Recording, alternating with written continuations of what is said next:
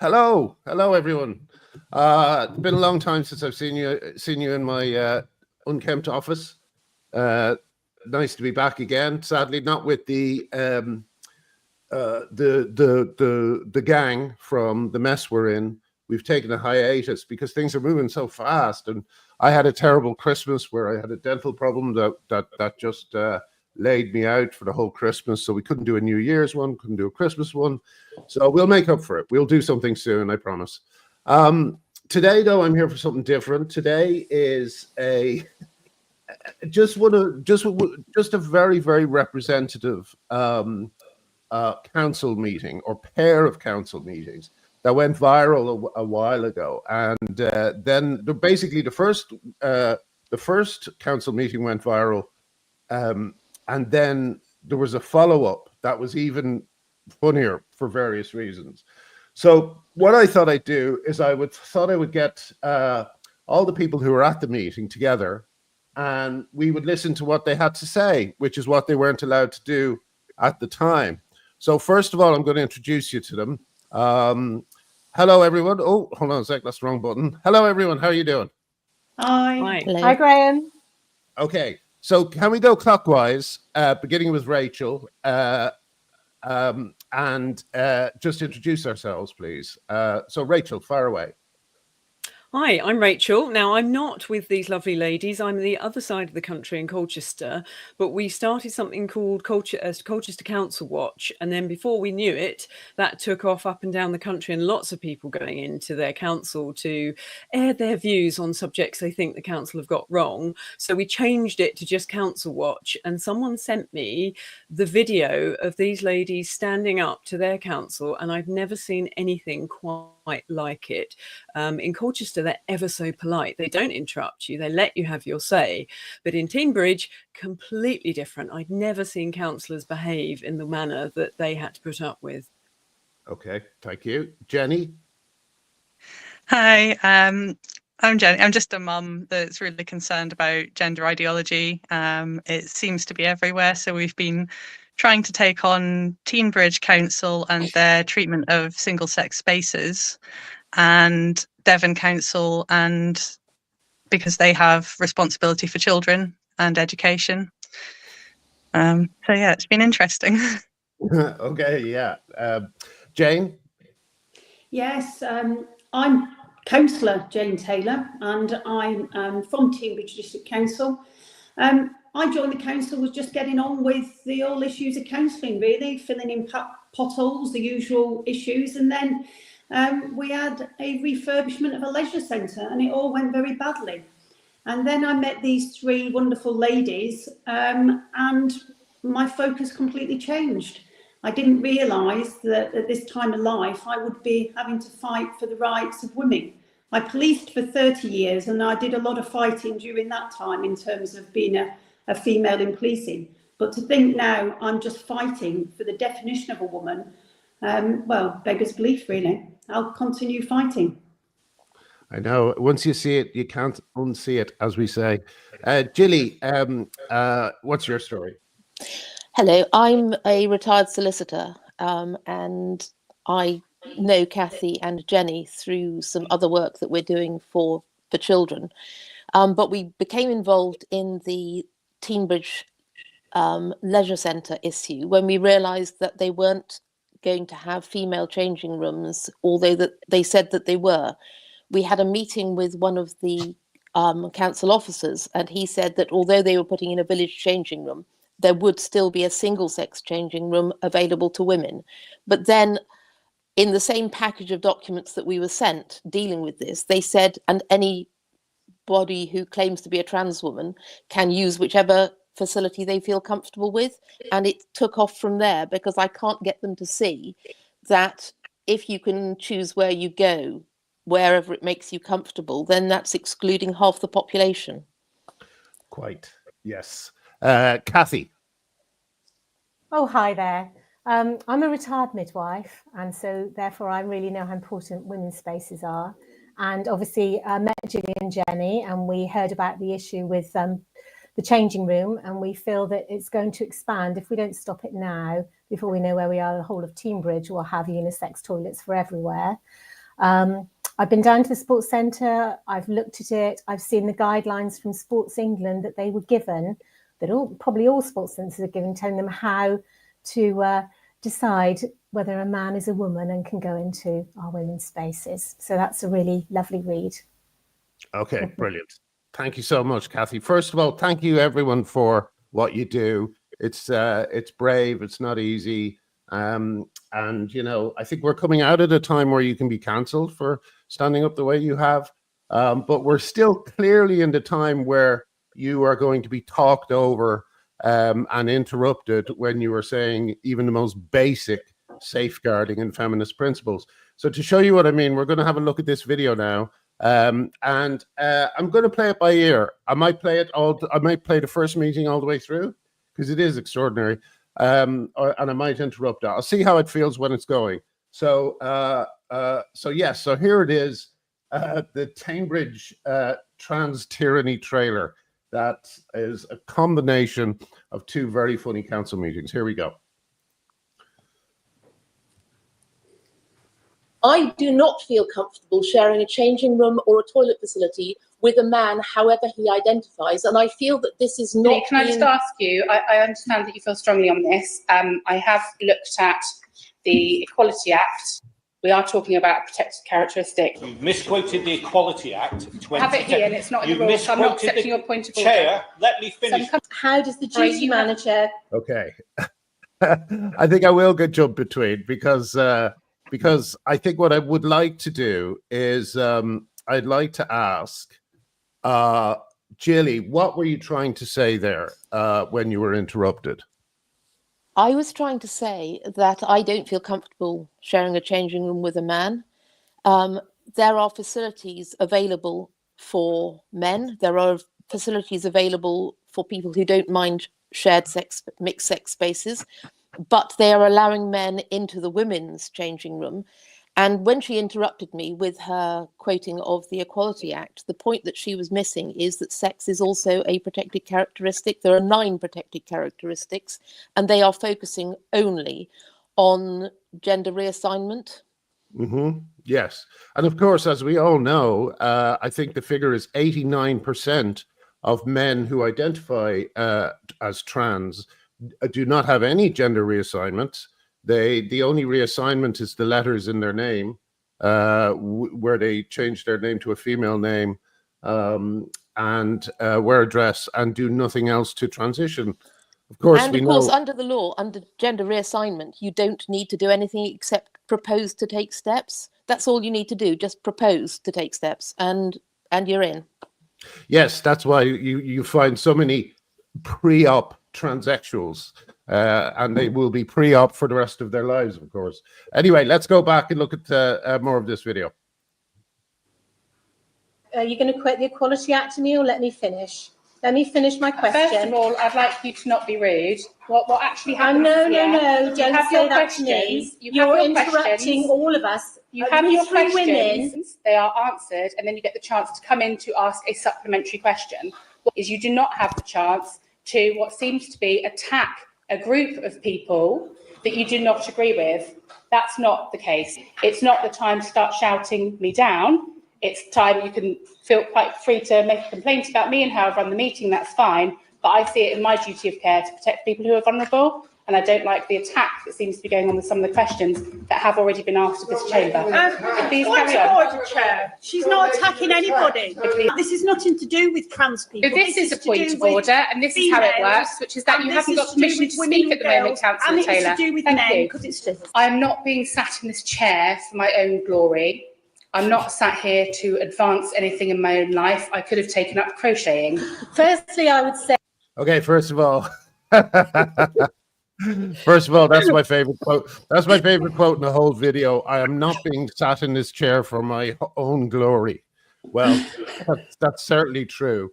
One of the worst chair people I've ever seen. Although you could argue that as a trans activist, which she clearly is, she's doing her job, because the job of the trans activist is often to make absolutely sure that no one gets to the end of a sentence that begins with the words, "I don't feel comfortable having males in my spaces." Jenny, she was interrupting you there, right? I'm trying to remember. No, that was Kathy. She was talking over, Kathy. and Jane. Yes, Kathy and Jane. She was interrupting you there. What, you know, were you surprised by the behaviour of the chair and many of the council during this meeting, or were you expecting it, or how did you go into this, and how did it turn out after the cameras were off? Is that to me, Graham, or to Kathy? Because Sorry, excuse me. I should have said. I'll start with Kathy. Well, I went in after Jilly. Yeah. Well, I went in after Jilly, and I saw the way Jilly was immediately picking on her, which is why I immediately said, don't quote the Equality Act at me, because if we know the Equality Act, you know, we really know it through and through. So you immediately, and now I know there's a pattern to it of shutting you down. They like to try and get that transphobia thing in. Now, I didn't ever mention trans before that point, but she got it in, the vulnerable people, because as soon as you say that, you know, everybody in the room is going to be, oh my God, not the trans, save the trans. And they're going to immediately, judge what you're saying and be glad that you're stopped, because they also, you know, they don't want to partake in listening to that word. Yes, they will, and they want to feel the rosy glow of shutting up what they've been told is prejudice. Jane, how about you? How did you approach it? Well, to be fair, I knew that it was going to be quite a hostile meeting, but to give credit to a lot of the councillors in that room, they didn't have a clue. When all this started, they just did not have a clue. And I've got to say that I'm going to put myself in that category as well. I was just going about my normal life, you know, like I said, dealing with, you know, the stuff that mattered at grassroots level. And when this, the issue of the Broadmeadow leisure refurbishment came up, and I realised firstly that they weren't going to have single-sex spaces, and then I identified, well, I was informed by these ladies what single-sex spaces meant. Well, I was completely gobsmacked, and I think it's one of those realizations where you have to keep checking your facts. So I started to do a lot of research, because I thought, well, this can't possibly be right. It just can't be. And so you start looking into this, and then you start questioning yourself and saying, well, am I transphobic? I need to have a little reflect on what's going on. And then it dawns on you what is actually happening. So then you start to talk to people who are going through the same process as you. And so the first instinct of all my family and friends is to, well, just think I've lost the plot and it's another one, you know, I've gone off on one. So to be fair to a lot of the councillors in that room, they had no idea. And in the early days, when I was asking the then leader and now our MP, Martin Wrigley, to define a woman, which we have on video somewhere, and he's very interested in terms of his response, which is basically it's not his right, and he doesn't intend to define anything that somebody else might choose to be. Absolute load of nonsense. So I knew what I was going into. And I also want to thank Councillor Andrew McGregor, who is a huge supporter of ours, who was the councillor who was informing the chair that she was misquoting the Equality Act. But I know, and I've seen that behaviour before from the chair, that she's going to shut you down. So all you can do is what I was doing, which is just shouting out. Because that's the only way that you've got to make your point. But what I will say, that meeting was very impactful when we move on to what happens next. Great. Okay. It's interesting as well that the way of shutting down people is the same wherever you go. With a couple of, I guess there's a few variations. I saw an interesting one this morning where a woman in America was asked at some sort of meeting about women in prison with males, sex offenders. And rather than answering the question, she simply talked about trans women for 5 minutes. It was the most extraordinary thing. And I noticed with the chairperson, part of her tactic as well is to, find someone who's saying something in the audience who perhaps is supporting you and issue a long gish gallop to them as well, so that whatever you're saying is completely drowned out. You know, I'm seeing this, by the way, again and again. I also saw it in Ireland during an interview with a guy, you may know him, Enoch Burke, who spent, I think, 500 days in prison because he won't respect a pupil's pronouns. And as soon as he started talking about the issue, an RTE interviewer asked another question to deliberately drown out what he was saying. You know, so it's just such a fascinating thing, the way this issue is patrolled, the way people like that chairwoman patrol it. So let's look at a bit more, and we can see some of these other tactics they use, and hopefully we can work out ways to get around them. I never said that a trans person could not participate in the facilities. My concern is that they are participating in a fetish by going into the women's changing room as a man. And you exactly what I mean. So my entire question was about the changing. Have you read my full question? I've read your question. Have you read my full question? In this council, we have Lib Dems chairing all the committees and the overview and scrutiny committee, which seems to me like you are marking your own homework and giving yourself top marks. I therefore call on this council to arrange an independent review of your policies and plans to ensure that Teignbridge actually complies with the law, the lady leaves the chamber. Not the doctrine of this cult. Adjourning, thank you. Officers have signed off. Okay, let me just ask a question. Sorry, is this this next one, Jane? Is this the second meeting that we're about to go on to? Because if it is, I'd like to briefly talk to Rachel, who made a brilliant video. I remember seeing it a few months ago and just loving it. Rachel, you also sound like someone who perhaps has come to this quite recently, whose kind of mind has been blown by how crazy the situation is. Would that be fair, or have you been following it for a while? Yes, no, I did. I got someone called Colchester Mum, who you've probably come across on Twitter. She got in touch because there's been some goings on at the local theatre. And I must confess, when she first mentioned it, because we've been battling so many topics, it's like, oh no, not the trans issue, please, not that as well. And I thought, yeah, all right, we'll talk about it at some point.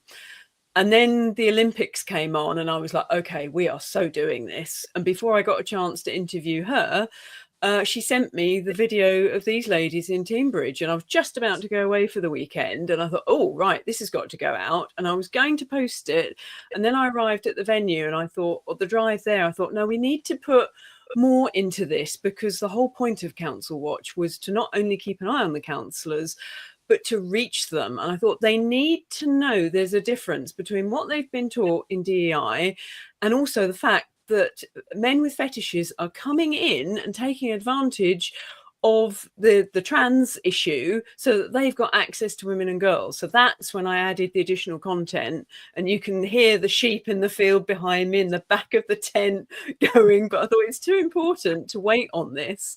This information needs to get out there. So we did the video, and yes, it's had over 100,000 views. Yeah.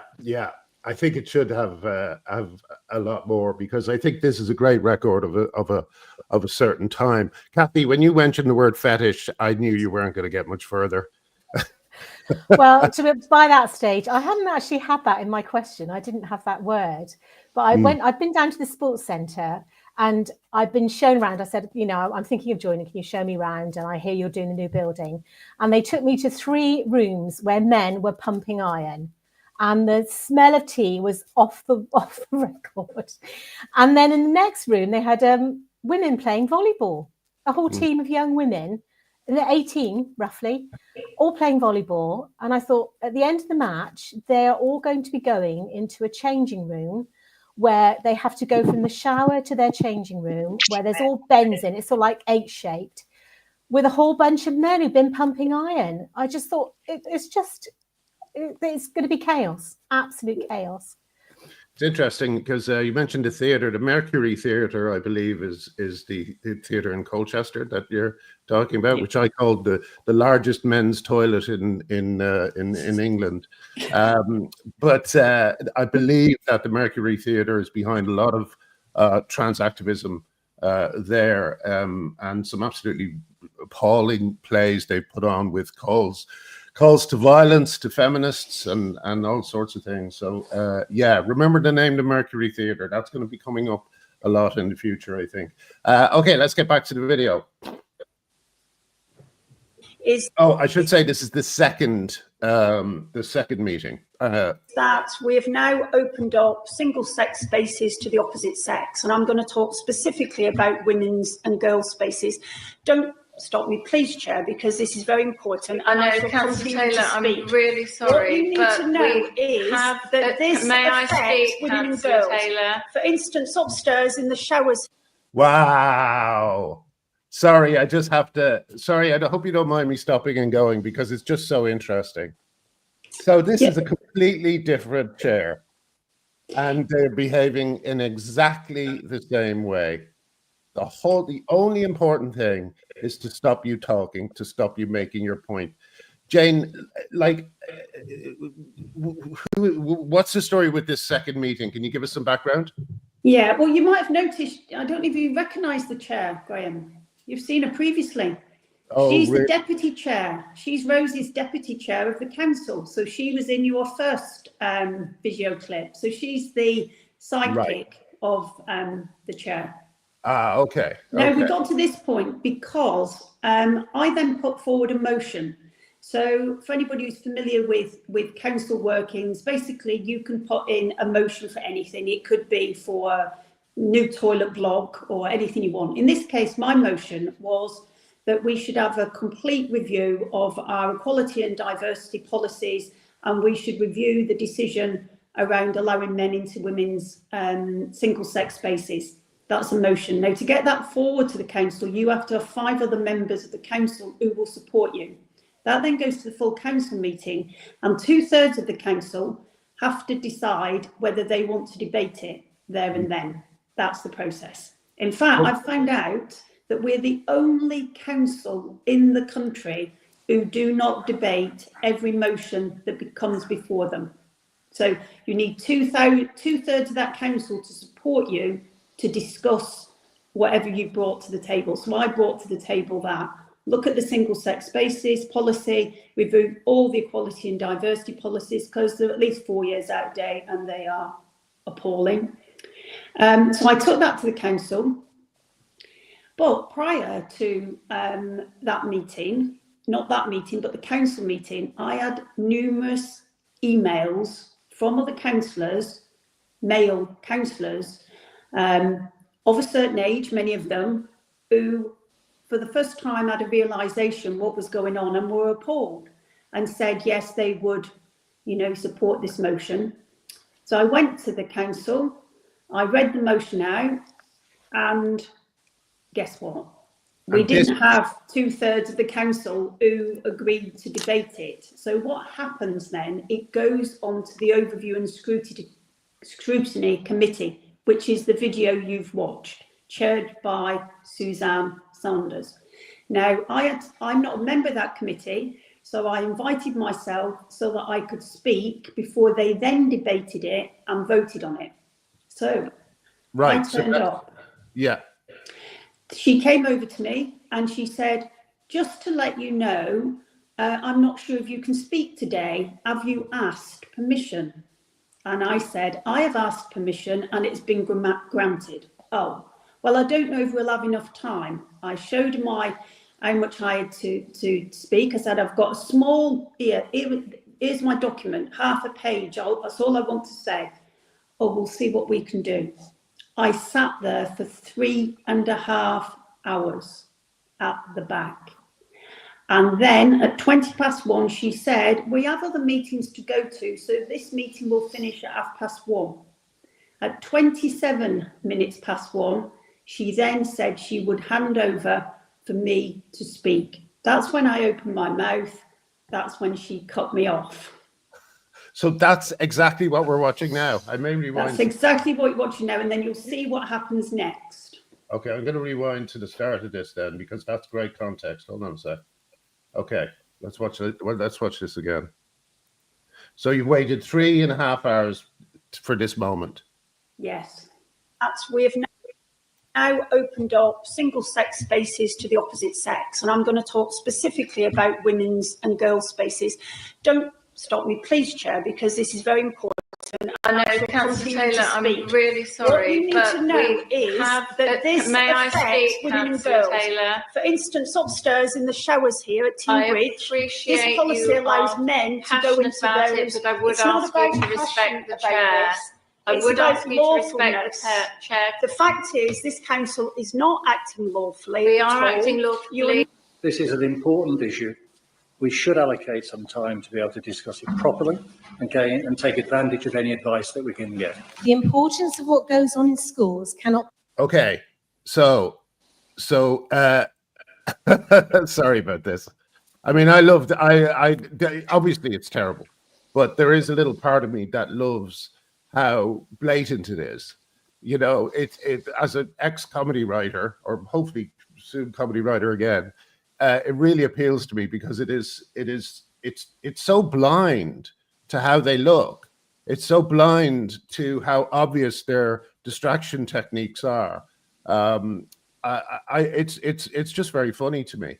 No, sorry, yes, far away. What was I was only going to say that after she stopped me, that councillor Phil Bullivant, who then made the suggestion that we need to discuss it, he then said, I want to call for the vote on this, because what they were voting on was, should the work group go ahead? And if so, were in the priorities of all the work groups in Teignbridge, should it go? So I knew that in that room, I was a good chance that this would get voted through. It did get voted through, and you could see that the chair was miffed. Then also, they just sorted all the work groups out and the priorities for the work groups. So she then said, well, where's it going to go in the priority? So Councillor Bullivant said, well, at the very top. And I'd like to propose that vote. So they then voted for it to go to the very top of the pile for all the priorities in Teignbridge. And of course, what have they done since then? Can anybody guess? No, go on. Absolutely nothing, despite the pressure I'm putting on them. Absolutely nothing. So the rest of this meeting, is that the same meeting? No, this is a different meeting. Rachel, what can you tell me about this second meeting? This next bit you're going to watch is at full council in Devon. Is what? Sorry? The next meeting is at full council in Devon. Okay, and is this related to the first two meetings? No. Okay, so this is just similar to the same tactics in a third meeting. So let's enjoy. Be underestimated. The transitioning of children does not start in hospital, it starts in schools. I have seen the male teachers in dresses, organisations grooming children to believe in this ideology in lunchtime, LGBTQ groups. I've read the policies in schools where breast binders and packers are enabled. I have met parents devastated by this. Mixed sex facilities encourage. Does this type of representation stoking up prejudice is this not in breach of the council's code of conduct? There is no prejudice in talking about the rights of children. Your transphobia in this chamber unchallenged, madam. Sorry, what's your name again? Stop. Rob Hammerford. Hold in. I'm the chairman here. Sit down. Mixed sex facilities encouraged, leading to sexual assaults. Children are being disciplined for misgendering other pupils. Question. Where is your If question? you are denying the council any responsibility for the things I have seen happened in schools, Councillor Ledbetter. Right. Wow. Wow. That's pretty wild. Now that was an interesting one, because there we have, I think, an example of someone who is kind of like the Alistair Campbell or Rory Stewart of the situation, who doesn't really grasp the issue, but when he heard the word transphobia, he woke up. and realized that maybe something nefarious was going on. And he had to shut it down. There's actually only a second of this left, so let me quickly go back to it. Sorry, I didn't realize, but there's only a bit left. I want to watch that mic cut again. Responsibility for the things I have seen happened in schools. Councillor Ledbetter. Right. Sadistic, predatory men are refusing. Oh, I'm sorry. This is not the format for that kind of question. Anyway, thank you. Oh God, I hope that doesn't reveal my algorithm. Thank you so much for putting that together for me. It is, it's just such a great document. It's so funny and interesting. And if I ever do write a sitcom about councils, that it will be the reason why. Now, I have a friend who's a social worker, and she says it only takes one or two people to groom an organization. You know, that often when you see a captured group, it's often because of one or two people. Obviously, the chair people in that were doing everything to shut you down. But in the second meeting, there were a lot more male voices. The guy who goes, "Oh, for God's sake," and someone else. Oh yeah, the guy who stands up, Councillor Rob something. What was his name? Hammond. Hannaford, yes, Rob Hannaford. Both of them stood up. What happened in that meeting? Why was that meeting? Why did that meeting have a slightly different feel to the others? That was Devon County Council. Right. I see. And who was the councillor who stood up and called you transphobic? That was Rob Hannaford, wasn't it? Yeah. What's the story? Does anyone know? Well, he's a gay man in St Thomas, Labour Party, of course, and he just immediately jumped in when I mentioned men in dresses. I think he woke up, and although he interrupted a bit after that, I think that was his trigger. Yeah. He's covered in rainbows. If you look at his personal social media, he's a rainbow warrior. Right. Yes, Labour Party is full of them. Of course, Rosie Duffield had to eventually leave the Labour Party because she was bullied so relentlessly by people like that who think women's rights are transphobic.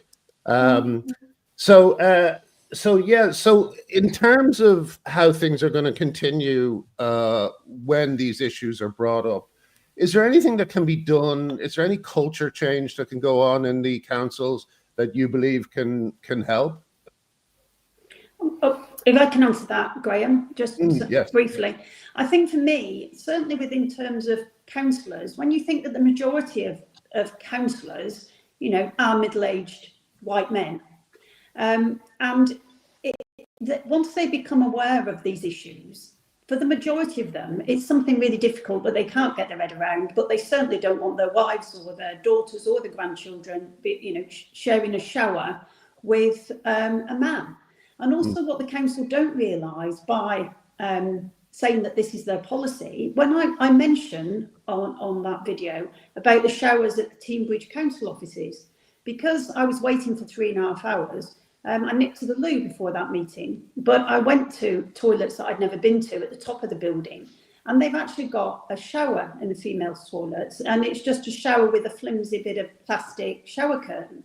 And so I realised, actually, that their policy cuts across everything that they do in that council. And that means their policy allows men to go into that shower with women working in that building and shower together. So in terms of the way forward, there is a way forward. Teignbridge District Council have agreed and voted that the fact that this review, in terms of the toilets and their equality and diversity policies, are the highest priority for that council. At the moment, they're not doing anything about it. I have pushed them to set up the work group and invite consultees, the likes of Protect and Teach and other organisations, to be involved. At the moment, they're hiding behind legal advice. Suzanne Saunders, in that meeting, when I challenged her, she said and made it very clear, this council is acting lawfully. We've had independent advice. I tried to find that independent advice, and I know that others who've put in a freedom of information request, they've hid behind legal privilege. Now, I'm sure that Julie can answer better than I whether that should be the case, but I know at the time of that meeting, they hadn't received any legal advice, because when I saw the Teignbridge solicitor, a couple of weeks later, he'd only just received it in his inbox that day, and he hadn't read it. So there is a way forward in that pressure is put on the council, and I will be doing that along with others to get this work group started. But for me, one of the big issues is how we raise awareness without being viewed as transphobic. And that for me is a real difficulty, because as soon as you open your mouth, and there's two words you cannot say in a council chamber or anywhere else within the council, I've found out. One is penis. That word is not allowed. Penis has been banned. In fact, I went to a meeting to discuss how I deliver the motion, expecting to meet one female officer. I was actually hijacked by three. And as soon as I opened my mouth, they told me I was transphobic. As soon as I mentioned the word penis, they raised their hand in front of me and said, "You must not say that."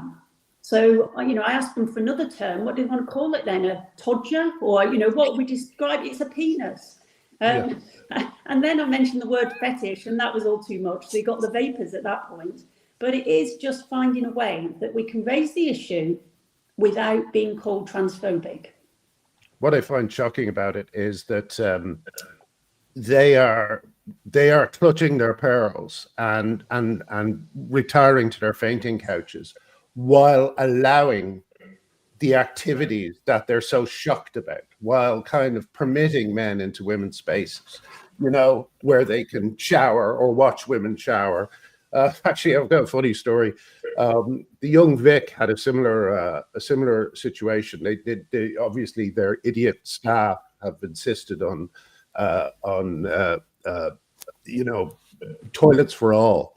And I saw one toilet, and the way they had turned it into a non-binary toilet or all sexes toilet is they drew up a drawing on the door. The way men and women, kind of easy to understand, woman in the dress, man with legs. You kind of get that. What they had drawn were 4 urinals and a cubicle. They drew a picture of 4 urinals and a cubicle, and I saw an older woman going up to that door and looking at it and puzzling over it for a second, and then she opened it and she reeled back at the smell. Because of course it was just the men's. It was just the men's that they had called the ladies' the mixed toilets. It's such an absurd situation. One thing that you said that really reassures me about all this, and Rachel, because you've got a kind of a wide view of all this, I'd love to get your opinion. And then I'll move on to everyone else for their individual opinions. But you mentioned that a lot of the councillors agree with you, Jane, or I think you said that a lot of people are coming along. Was your point earlier that, just to start for a sec with you, Jane, was your point earlier that they agreed with you but didn't vote with you, or did they vote? Yeah, a bit of both. One who reassured me he would vote didn't even turn up at the council meeting. Yes. So there's a lot of people who agree with it, but I think they're afraid to stand up and be counted because they don't want to be labelled in the same way that we've been labelled, and they don't want that. So they do it. So the kind of the groups that they haven't got a clue. Then there's a group who are in disbelief. They're the group who will support you, and they're the group who want to support you, the silent supporters, but they don't want to speak out. Wow, that's great. Rachel, what is your sorry, I don't mean great, I mean the opposite. Rachel, what is your view, you from a wider perspective? Do you think things are beginning to change in councils, or will councils be the last holdout of this theology, this ideology? No, they won't change. We've been doing this for 2 years, trying to reach them, because none of us wanted to be councillors, and we've come to the conclusion we are all going to have to get in there. It's the only way, because the councillors are very much steered by the officers, and the officers with government policy. Also, I don't know what it's like in Teignbridge, but in Colchester, the council only receives 11 or 12 pence per pound of the council tax money. So they are very reliant on the government. So when the government say jump, they do whatever they are told. And there's so many people that are in positions of power, and we've had actual councillors from Colchester say they are concerned with the amount of power that these officers have, and they take guidance from it. And then you've got the additional layer on top of that of the political parties.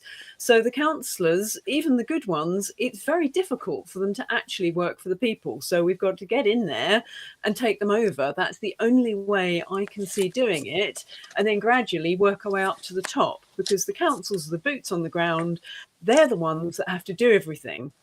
So if we can get enough people in there that are independent, then I think you've got a good chance of turning it round. But then, of course, devolution is coming, which means they are cancelling. Certainly in Essex, we had 2 people that were willing to run, and they cancelled the elections. Or I think they have. I'm pretty certain they're going to go for devolution, because, again, it's more money. They are offered millions to do this, and they're all in financial straits. So it's all about the money, and they have to do as they're told. Right.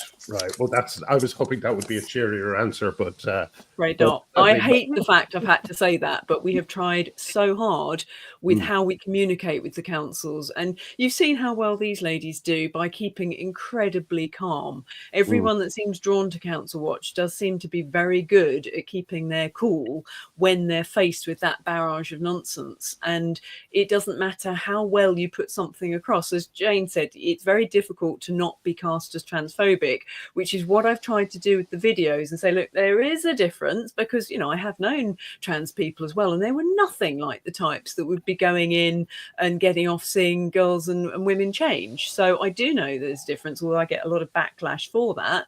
But there is, because, you know, if someone's been abused themselves, or they weren't abusive before they had the surgery, they're not going to be abusive when they go in. But as Kathy has pointed out, once you open that door, everyone can come in. And that's what we try and convey in the videos, that, you know, what you've been told in DEI isn't necessarily the case in reality. And Julie even sent newspaper articles, didn't you, with your very first council thing, showing the stats of how many people had been, or women had been, abused in mixed facilities versus only, because we've had councillors respond to the videos that I've done saying, well, you know, men aren't stupid, they can just walk into the women's facilities regardless of whether you've got same sex. But that argument doesn't actually hold up in reality, because you've got the figures that prove it. Well, there's that, and also there's that brilliant phrase which really couldn't say it better. The good men stay out, so the bad men stand out. And now what they're trying to argue for is that all men can enter. So no, it's giving them easy access. Yes, it's making it much easier for them. Jenny, I think your bit was very quick, so I didn't really talk to you enough about it. So I would just like to give you a chance to say here what you wanted to say during that meeting, and we will, if everyone else can have a think, we'll have a final thought from everyone, starting with you, Jenny. Well, that meeting was the one at Devon, I think, where they really shut me down really quickly.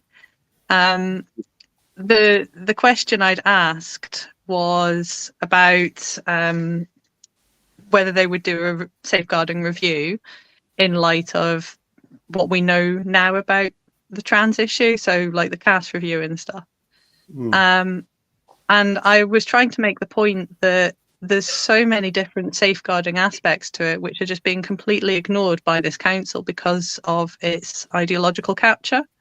So they really need to go back to basics and, you know, address it from the start, because we're quite high up in the sort of ratings for, I think we were 5th and 7th respectively in the number of children referred to GIDS per head of population. Oh, really? So, yeah, Devon's really bad for it. Exeter's one of the biggest clinics, I think. And so we're really trying to make them aware of all the different aspects they need to pay attention to, from the stuff that's going on in schools to things like children of transitioners who are just being, ignored and gaslit. Yeah. And of course, the medical problems that go with transition that everyone just seems to ignore. It's an extraordinary situation when decreased bone density and sterility is considered not that big a deal by the people who hold the hammer at meetings. Kathy, anything you would like to say to wrap up? I think for people who look at this and think, oh my God, I'm never going to ask a question at council, it's you actually do have to build yourself up for it. You're going to walk in front of a whole load of people and ask them something, and they should just let you have your 1 minute in Bristol, 3 minutes in Devon, and just let you have it. Okay, so you may not ask the question till the end. Maybe you do stand up for 3 minutes and give a statement. So what? It should be a free speech zone. So you should just, members of the public should be able to say a time allocated. You go in, your road, a pothole in it, you should be able to rant for 3 minutes about potholes in your road. So what? It's not the end of the world. And also LGBTQ groups, that's a huge thing. That's what we've got in Teignbridge. They were involved in getting the trans option for changing rooms. And they're the ones that we were talking about in Devon with safeguarding, because they're in all our schools talking to all our children, telling them that they can change sex. So there you go. Absolutely. Here. Jilly. At the meeting where I was being shut down, I had this document in front of me, which is the 75-page advice by Karen Monaghan, KC, which I had provided to the council with my question. And it sets out why the law does not support what they're doing with regard to single-sex spaces and allowing the other sex to come in. And this precedes them claiming to have taken legal advice. One of us, and the person who it is may put their hand up in a minute, has done an FOI asking how much the legal advice cost them. Well, I've got the Karen Monaghan advice here. You can see that's a weighty piece of advice. I've been out of practice for a while, but I would have expected to pay maybe £3,000 plus VAT for that when I was instructing council. She may even have charged more.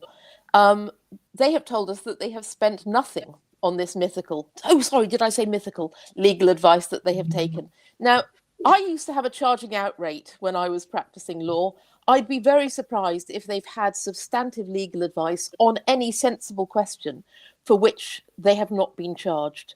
So if it's just a bit of off-the-cuff advice at mates rates or no rates at all, then how valuable actually is it? And don't we think that our councils should be abiding by the Nolan principles? The sixth one of which is honesty.